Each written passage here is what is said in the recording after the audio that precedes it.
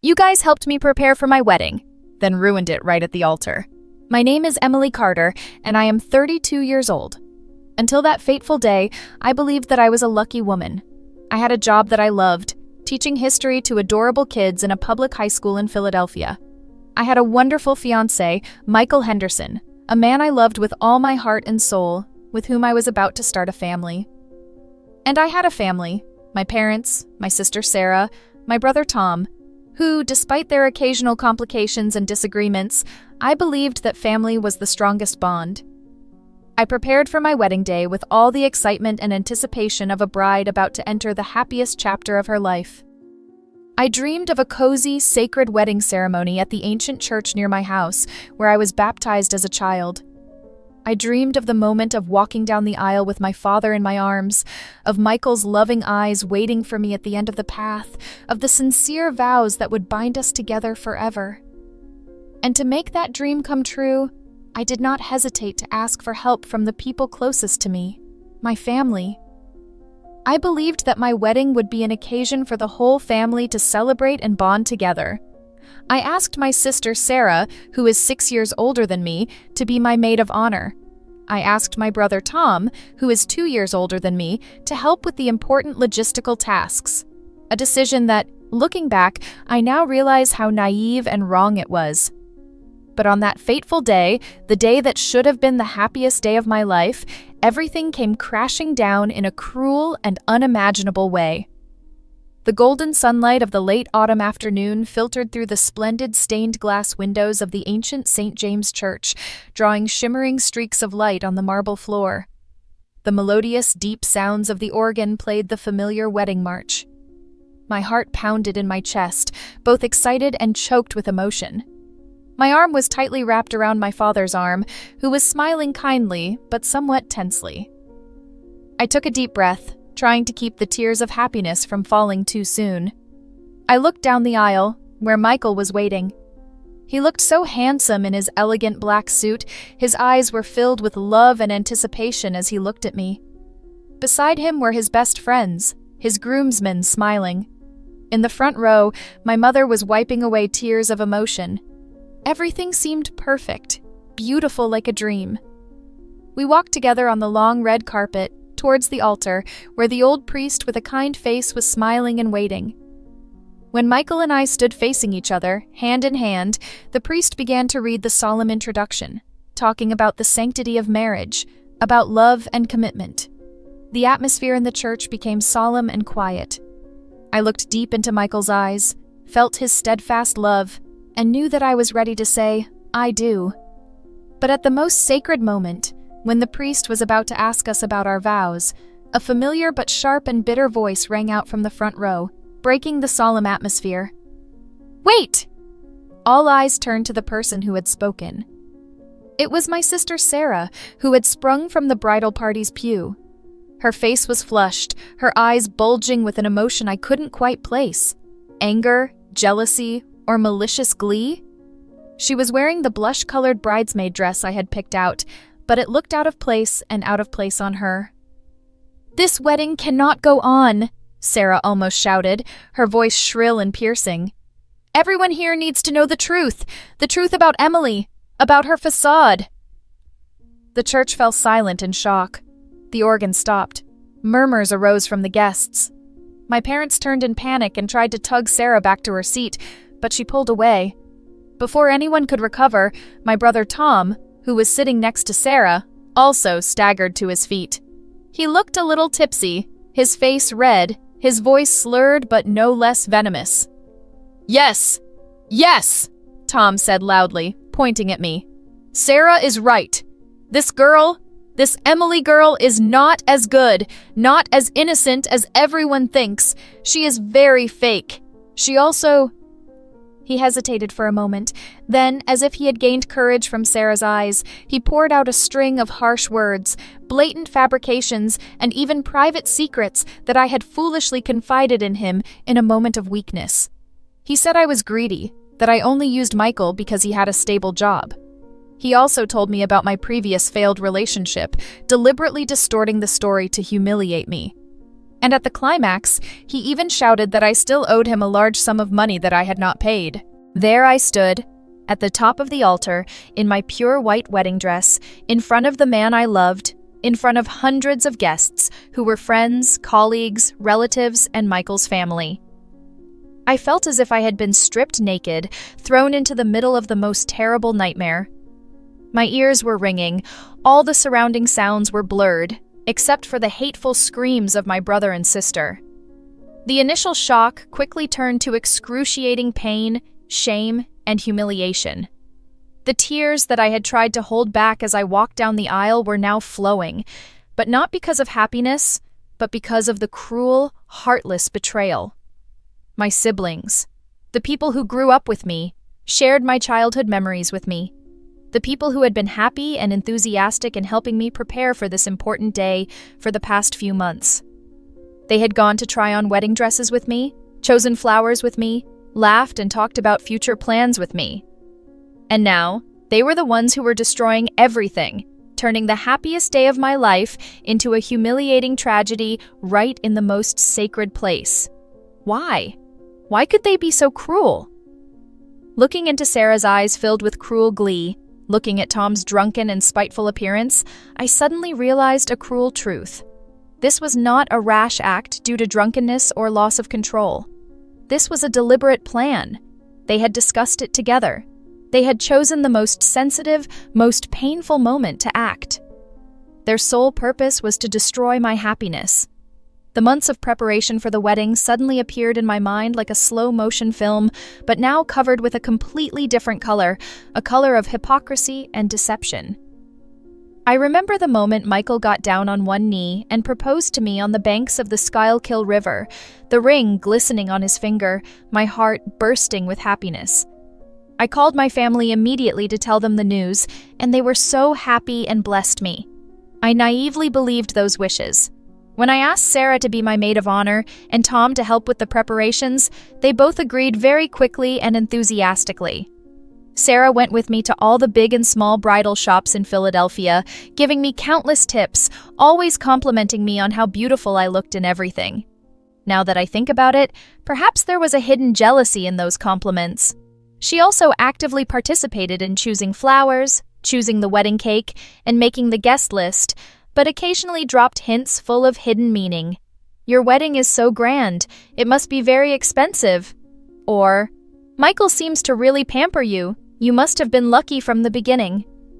At that time, I just thought she was joking, or a little sad because her situation was not like mine.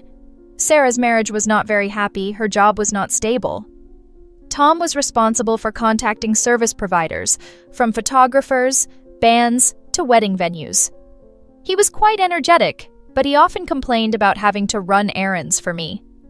He also often asked me with excessive curiosity about my and Michael's financial situation, about the value of the apartment we planned to buy after the wedding.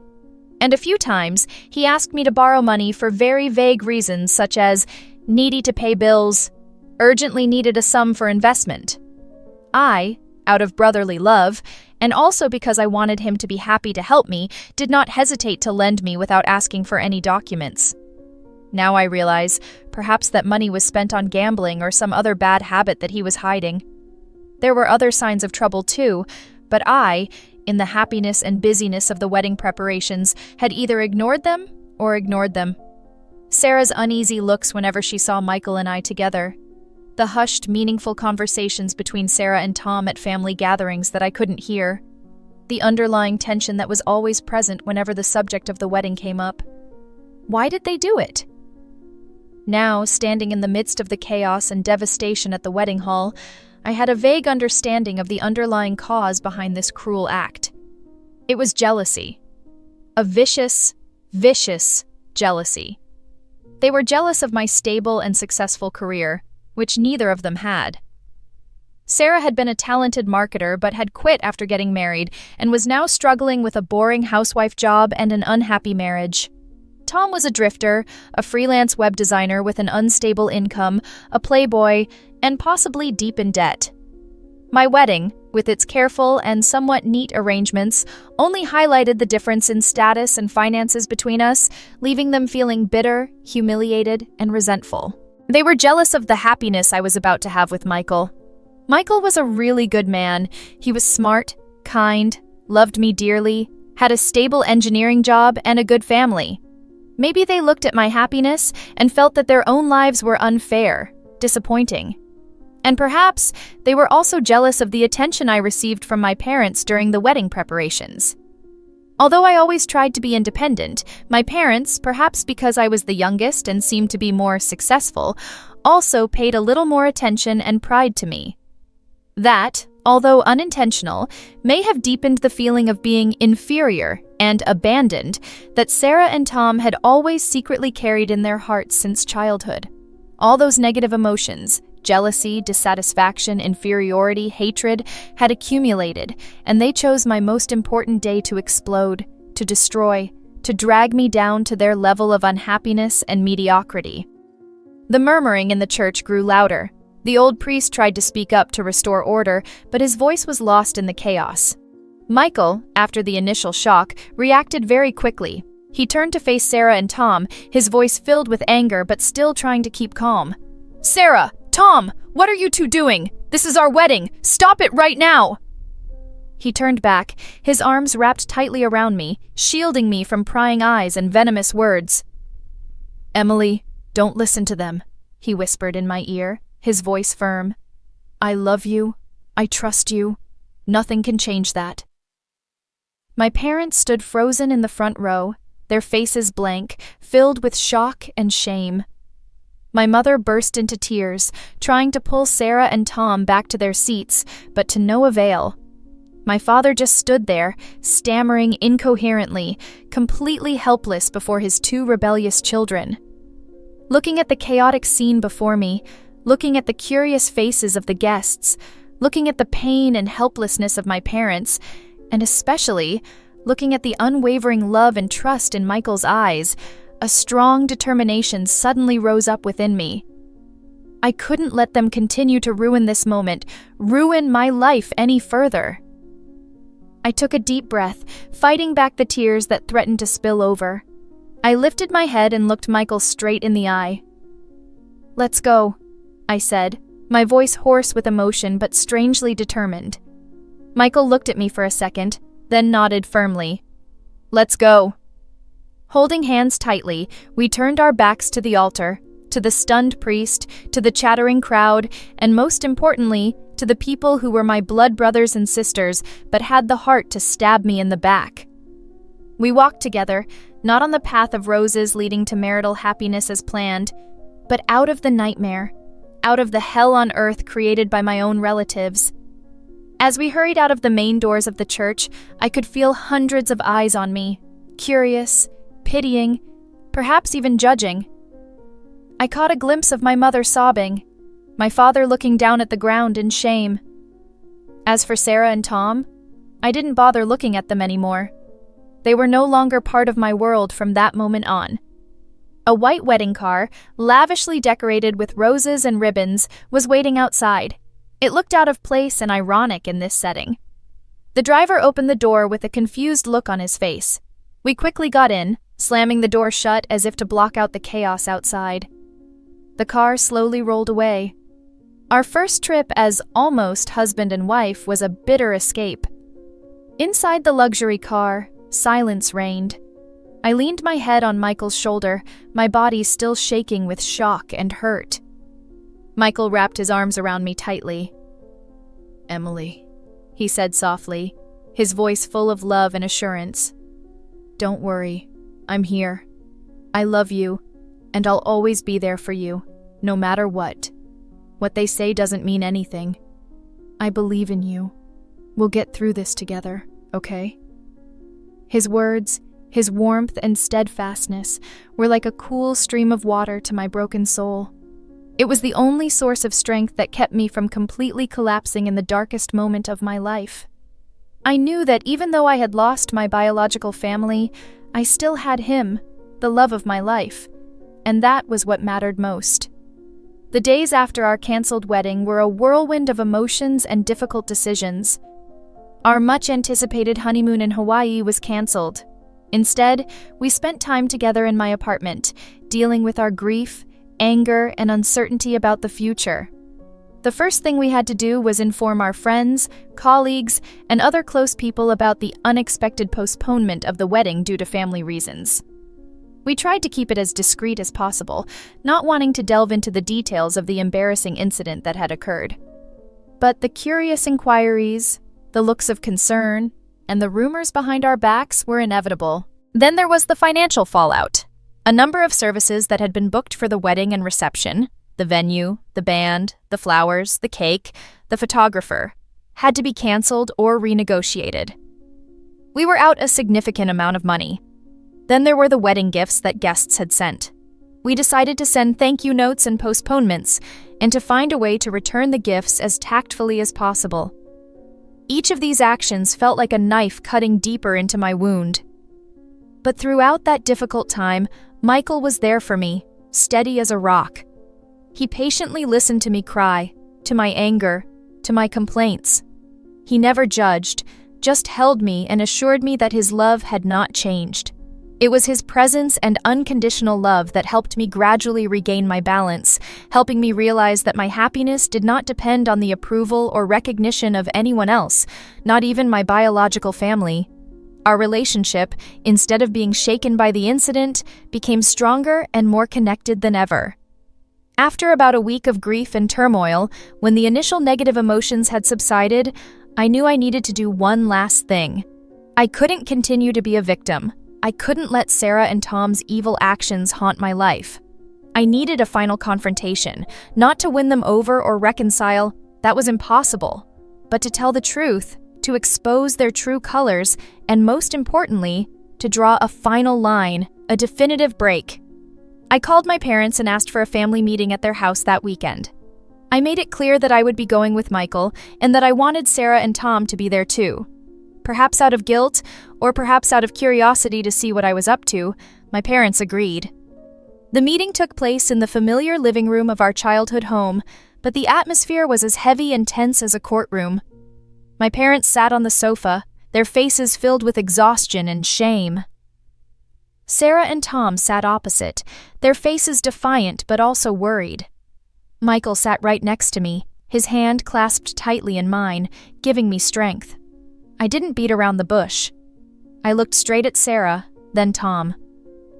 "I want to know why," I said, my voice calm but cold. "Why did you do this? Why did you choose my wedding day to ruin it? What was your real motive?"